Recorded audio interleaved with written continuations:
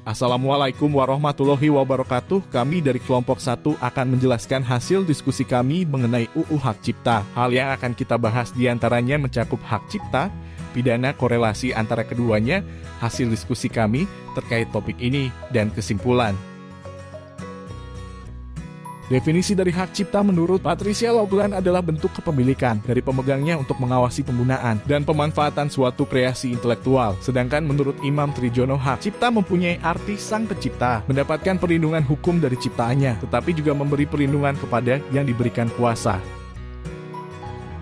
Berdasarkan kedua definisi tersebut, maka dapat disimpulkan bahwa hak cipta adalah sebuah hak eksklusif milik untuk menggunakan karya pemilik yang dapat digunakan selama pemiliknya memperbolehkan penggunaannya. Masalah hak cipta di Indonesia sendiri jarang didengar oleh khalayak karena kurangnya pengetahuan tentang kepemilikan khusus.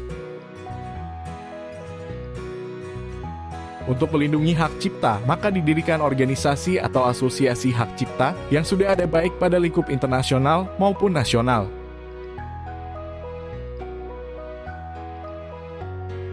Selanjutnya kita akan membahas terkait pidana. Definisi pidana menurut Van Hammel adalah suatu penderitaan secara khusus yang diberikan oleh yang melanggar dikarenakan ia telah melanggari peraturan yang ada. Sedangkan menurut Roslan, saleh pidana adalah penderitaan yang sengaja diberikan kepada pihak yang bersalah yang memenuhi syarat tertentu. Dengan dibuatnya peraturan perlindungan hak cipta, maka muncul pertanyaan apa yang menjadi motif atau alasan sehingga dibuat hak cipta A. Jawaban dari pertanyaan tersebut diantaranya adalah karena royalti, karya orisinil, kompetisi antar perusahaan, dan lain sebagainya. Contoh usaha-usaha perlindungan hak cipta diantaranya adalah trademark, TM, watermark, dan patent. Setelah mengetahui apa itu hak cipta dan pidana, maka muncul pertanyaan bagaimana korelasi antara keduanya. Jawabannya adalah, bisa saja ada dua program yang kurang lebih sama tetapi beda fitur. Pembajakan suatu program bisa terjadi hingga sekarang. Terkadang bisa saja ada orang yang memanfaatkan kelemahan dari penerapan hak cipta untuk keuntungan mereka. Untuk menghindari terjadinya pelanggaran hak cipta, maka dibuat etika yang mengaturnya. Etika tersebut diantaranya jika Anda menggunakan material, misal video, musik, dan lain-lain, cantumkan nama pemilik asli dari material itu. Selalu beli barang yang memang bagian dari vendor atau sub-vendornya. Dan terakhir, ketahui pasal dan ayat tentang pemalsuan atau sejenisnya saat melaporkan.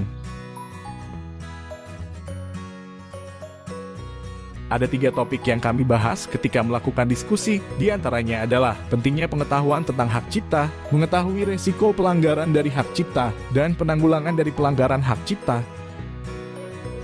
Berdasarkan hasil diskusi mengenai apa urgensinya, yang kami dapatkan adalah bahwa pengetahuan tentang dasar hukum dalam hak cipta cukup penting untuk seseorang dalam profesinya yang ditekuni.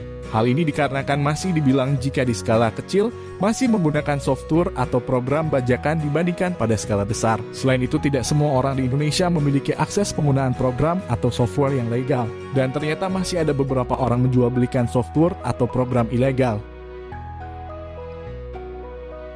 Ketika seseorang melakukan pelanggaran hak cipta, maka akan muncul risiko yang variatif, baik merugikan sendiri ataupun orang lain. Di antara risiko tersebut adalah, pertama, ada pasal 72 ayat 3 UU Hak Cipta yang menyatakan bahwa seseorang dapat terkena denda maksimal 500 juta rupiah atau hukuman penjara maksimal 5 tahun jika melakukan pelanggaran hak cipta. Kedua, bisa saja suatu perusahaan menuntut pelaku pelanggaran untuk dikenakan hukuman atau denda. Ketiga, ada saja kemungkinan komputer pelaku tanpa disadari terkena virus atau program berbahaya akibat menggunakan perangkat bajakan. Terakhir, seseorang mungkin saja lebih adiktif menggunakan barang bajakan sehingga lupa menghargai orang yang membuatnya. Berdasarkan hasil diskusi, kami menemukan beberapa solusi yang dapat diterapkan untuk menanggulangi masalah ini. Di antaranya adalah memberi pelajaran tentang etika penggunaan material orang lain, memperluas wawasan tentang menggunakan program atau software legal, dan mensubsidi beberapa produk software atau program ke perusahaan kecil. Namun perlu diketahui bahwa contoh di atas mungkin bisa dilakukan secara teoritis, tetapi penerapannya berkebalikan.